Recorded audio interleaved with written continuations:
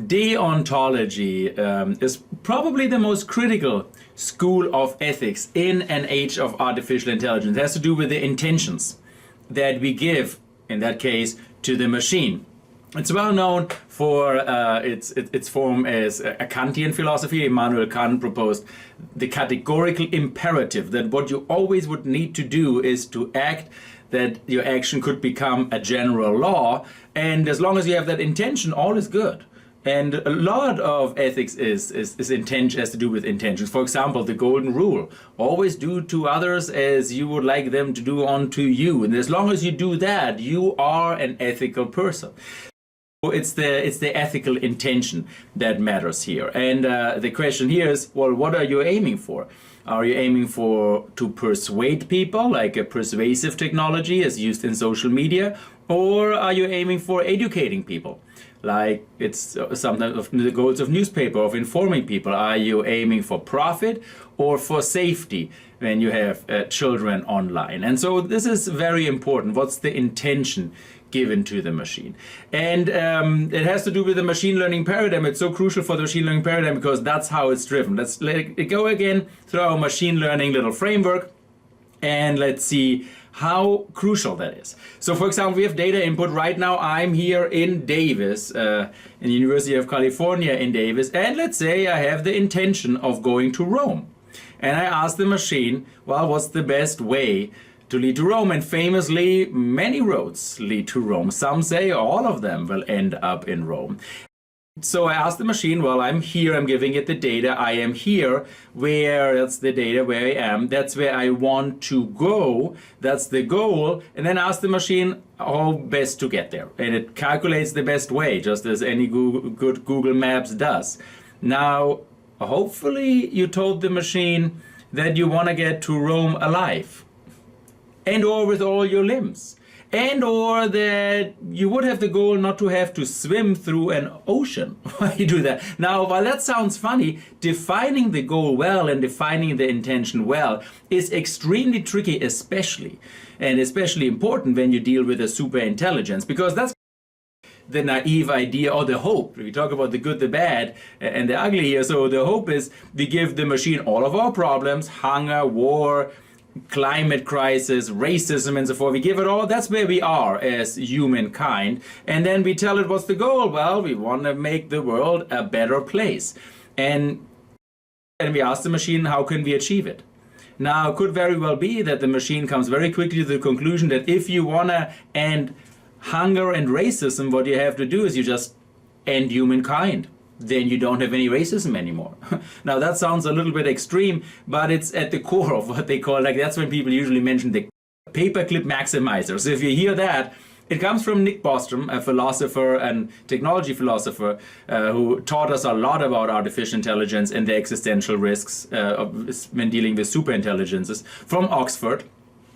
And he, more than 20 years ago, had this analogy where he said, well, if you give a superintelligence the goal, very mundane goal, like maximize paperclip production, if it's a real superintelligence, it will first convert all Earth, including humankind, and at the end the entire universe, into a paperclip production. So, and it goes much further back than that.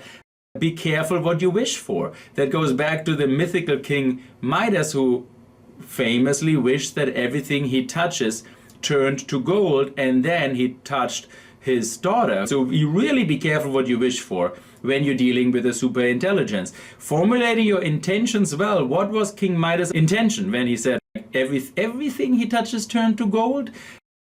And that's why maybe this here, what I say, the goal, I just say the goal, hand wavily. Technically, it's called the reward function or the loss function, actually the inverse loss function, or the utility objective function. That's why I always say maybe the most critical question in the age of AI is to ask yourself, WTF. Always ask yourself, WTF. What's the function? Really? Ask yourself, if you find an AI, first thing ask yourself, well, WTF, like what is the function? What is the intention of that machine? And the discussion of AI alignment, which is a very important discussion that we're having right now, is how can we align this intention, this goal, with the values of humankind. So it naturally knows that you want to get to Rome alive. It naturally would know that, just as we have the same intent. But this is an AI, Harari calls it alien intelligence. AI says, so it not naturally knows that we want to get to Rome alive and with all of our limbs, and they don't want to swim through an ocean. But that's also very tricky, getting this intent, like aligning it with human values. For example, if we now train a machine and give it the intention to drive ethically, well, of course, we want a machine to drive ethically. And self-driving cars will have to be programmed like that. This is called the trolley problem. What should the self-driving car do? Kill these 3 old people here or kill the 3 passengers? Well, that's something like a machine does not have a machine learning algorithm doesn't have come up with an intention by itself. That's why I'm presenting this framework. It's very important to remember that you give the machine the data, and you also have to give it an intention. You have to give it a goal, the reward function. And that reward function will decide this. We have to give the machine that now. And we have to take the decision. Now, it turns out they did this fascinating moral machine experiment.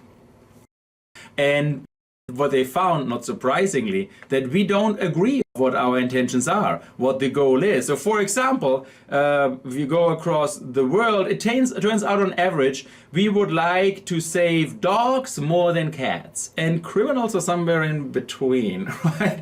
And we would like to save girls more than boys, but then we would like to save male doctors more than female doctors. Okay, I mean, so we're like on average there is a tendency, it doesn't always make sense, but that's how we feel. Now, if you look interculturally, it turns out that we don't agree at all. So for example, if you go here to the Eastern country, to Asia, they would say, well, you have to spare the lawful. So if somebody walks over a red light, that's just not okay. So I don't know, but if you stick to the laws, that's really important. Whereas in the South, for example, in South America, it doesn't, following rules or not is more optional, so that doesn't matter so much. However, if you are a female in the South, that is very important. The señorita, you have to save her, right? Whereas in Asia, it's not as much on the priority list. So we don't agree on what's the, so how could we give this to the machines? But we have to. We give the machine the data. We decide which data goes in, and that's the virtue ethics. Hopefully this data is also ethical. And second of all, we give it the goal.